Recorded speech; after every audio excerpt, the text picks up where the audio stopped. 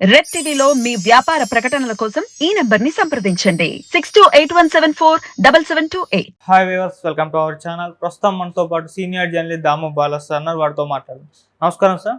నమస్తే. సార్, చంద్రబాబు గారికి అండ్ రేవంత్ గారికి ఇద్దరికి కూడా సుప్రీంకోర్టు ఓ షాక్ ఇచ్చిందని చెప్తున్నారు సార్. అదేంటంటే ఓటుకు నోటు కేసులో వీళ్ళిద్దరు కూడా విచారణ ఎదుర్కోవాల్సింది అని చెప్పేసి ధర్మాసనం తీర్పునిచ్చినట్టు వార్తలు అయితే రావడం చూస్తున్నాం. మరి దీన్ని ఏ విధంగా చూడొచ్చు అంటారు సార్? ఇదొక చారిత్రాత్మక తీర్పు. యాక్చువల్గా ఇది చంద్రబాబు రేవంత్ రెడ్డిని దృష్టిలో పెట్టుకొని ఇచ్చిన తీర్పు కాదు, కానీ వీళ్ళిద్దరికి కూడా అది వర్తిస్తుందని వార్తలు వైరల్ అవుతున్నాయి. అసలు ముందు ఈ నేపథ్యం ఏందని చూద్దాం.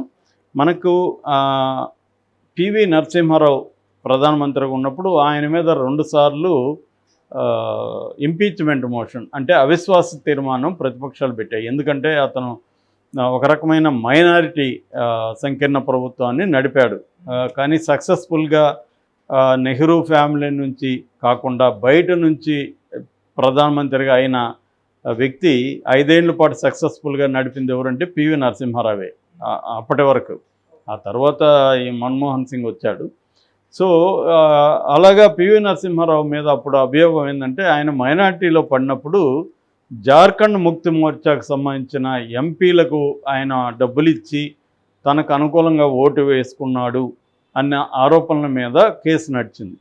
కేసు నడిచినప్పుడు అప్పుడు 5 న్యాయమూర్తులతో కూడిన ధర్మాసనం ఆ కేసును కొట్టివేసింది. వాళ్ళు ఏం చెప్పారంటే ఆర్టికల్ 105A2 105(2) అండ్ 194(2) ప్రకారం ఈ ప్రజాప్రతినిధులకు, ఎమ్మెల్యేలు కావచ్చు, ఎంపీలు కావచ్చు, ప్రజాప్రతినిధులకు రాజ్యాంగం రక్షణ కల్పించింది. విచారణ నుంచి రక్షణ, ఇమ్యూనిటీ అంటారు, ఇమ్యూనిటీ కల్పించింది. కాబట్టి వీళ్ళ మీద ఎటువంటి చర్య తీసుకోవడానికి లేదు అనేది అప్పట్లో ధర్మాసనం ఇచ్చింది.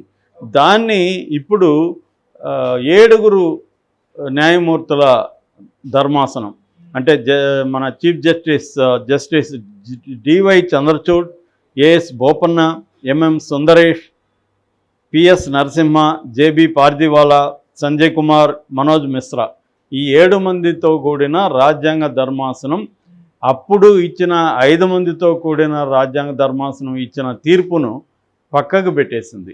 పక్కకు పెట్టి వీళ్ళు ఏమన్నారంటే ఈ ఎంపీలు ఎమ్మెల్యేలకు ఇటువంటి ఇమ్యూనిటీ అనేది రాజ్యాంగంలో లేదు.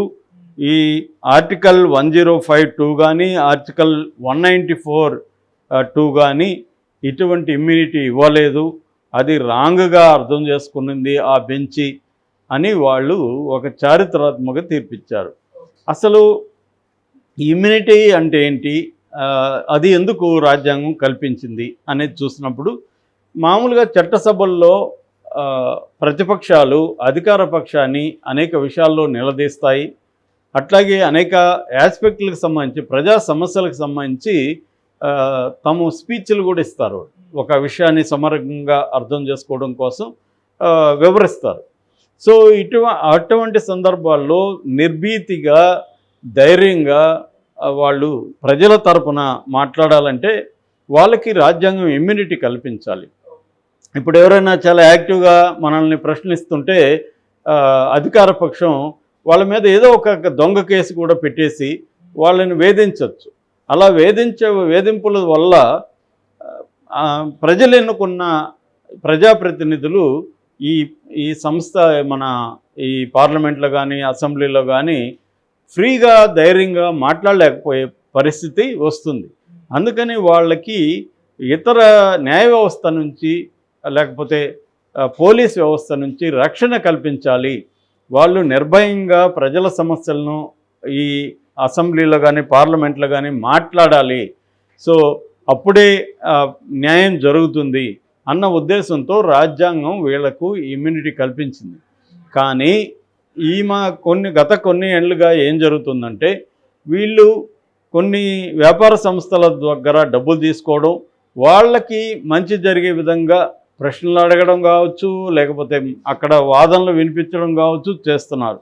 లేటెస్ట్గా వెస్ట్ బెంగాల్లో తృణమూల్ కాంగ్రెస్కు సంబంధించిన ఎంపీ మహువా మొయిత్రా, ఈమె ఫైర్ బ్రాండ్ అని కూడా పేరు ఆమె అనేక ప్రశ్నలను ఇలా డబ్బులు తీసుకొని అడుగుతుందనేది బీజేపీ ఆరోపించింది.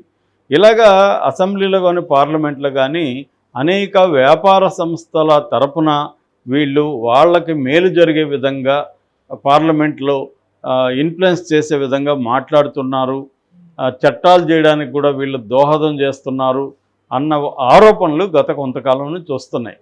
సో అట్లాగే డబ్బు తీసుకొని అవిశ్వాస తీర్మానానికి సంబంధించి మాట్లాడడం కావచ్చు, అది కూడా ఖచ్చితంగా ఇది ప్రజల సమస్యల్ని ప్రతిబింబించే చర్య కాదు. కాబట్టి ఇది బ్రైబింగ్ అంటే కరప్షన్ అనేది ఎటువంటి ప్రోబిటీ ఇన్ పబ్లిక్ లైఫ్ అంటారు, అంటే పబ్లిక్ లైఫ్కి ఉపయోగపడే విధంగా లేదు. కాబట్టి వీళ్ళకి ఈ క్లాజులు, ఈ ఆర్టికల్స్ 1052 కానీ 194 కానీ వర్తించదు అనేది ధర్మాసనం చెప్పింది. సో ఇది చంద్రబాబుకు రేవంత్కు ఇబ్బందికరమైందనే వార్తలు కొంతమంది ముఖ్యంగా వైసీపీ సోషల్ మీడియా ప్రచారం చేస్తున్నారు. చంద్రబాబుకు రేవంత్ కానీ కాదు, ఎవరికైనా ఇది వర్తిస్తుంది ఇక మీదట. అంటే ఇప్పుడు 17A చంద్రబాబుకు వర్తిస్తుందా లేదా అని అది వేరే చర్చ. ఆయనకి ఇమ్యూనిటీ లేదనేది మాత్రమే ఇప్పుడు చెప్పింది తప్ప దాంట్లో ఒక వ్యక్తిని, ఒక ప్రజాప్రతినిధిని ప్రాసిక్యూట్ చేసి ఆ కేసులో విచారించాలంటే 17A ఆఫ్ పీసీ యాక్ట్ అంటే ప్రివెన్షన్ ఆఫ్ కరప్షన్ యాక్ట్ కింద, అవినీతి నిరోధక చట్టం కింద గవర్నర్ పర్మిషన్ తీసుకోవాలనేది ఆ చట్టం చెప్తుంది, ఆ చట్ట సవరణ చెప్తుంది అన్నమాట. దానికి దీనికి సంబంధం లేదు. కాకపోతే ఏంటంటే రాజ్యాంగం ఇమ్యూనిటీ ఇవ్వలేదని చెప్పినప్పుడు రేపొద్దున 17A కూడా ఎగిరిపోయేదానికి ఆస్కారం ఉంది. ఎందుకంటే ఒక వ్యక్తి మీద అంటే ఒక ప్రజాప్రతినిధి మీద కేసు పెట్టాలంటే, గవర్నర్ పర్మిషన్ తీసుకోవాలంటే ముందుగానే లీక్ అయిపోతుంది, అతని మీద ఇంక విచారణే జరపలేము. కాబట్టి అది రాజ్యాంగ విరుద్ధం అనే వాదన చాలామంది చేస్తున్నారు. ప్రశాంత్ భూషణ్ దానికి సంబంధించి పిల్లి కూడా వేరే సంస్థ వేస్తే దాన్ని ఆయన మాట్లాడుతున్నారు కోర్టులో. ఓకే. సో ఈ కాంటెక్స్ట్లో ఇది ఖచ్చితంగా చంద్రబాబుకు రేవంత్ రెడ్డికి ఇబ్బందికరమైన అంశమే. ఎందుకంటే వీళ్ళు కూడా ప్రజాప్రతినిధులు ఉన్నప్పుడు ఓటుకు నోటు కేసులో ఇరుక్కున్నారు. బట్ చంద్రబాబు పేరు దాంట్లో పెట్టలేదు. దాంట్లో పెట్టమని ఆళ్ల రామకృష్ణారెడ్డి వేసిన పిటిషను సుప్రీంకోర్టులో ఉంది. సో ఒకవేళ దాన్ని కానీ సుప్రీంకోర్టు అతన్ని కూడా విచారించండి అని కానీ చెబితే అప్పుడు చంద్రబాబుకి ఇబ్బంది అవుతుంది.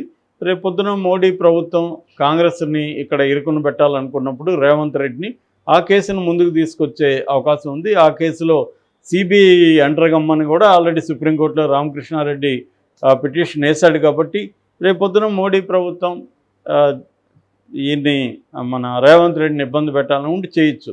అందుకని కూడా రేవంత్ రెడ్డి మోడీతో చాలా మంచిగా ఉన్నాడు, మా బడా భయ్యా అని చెప్పాడు నిన్న.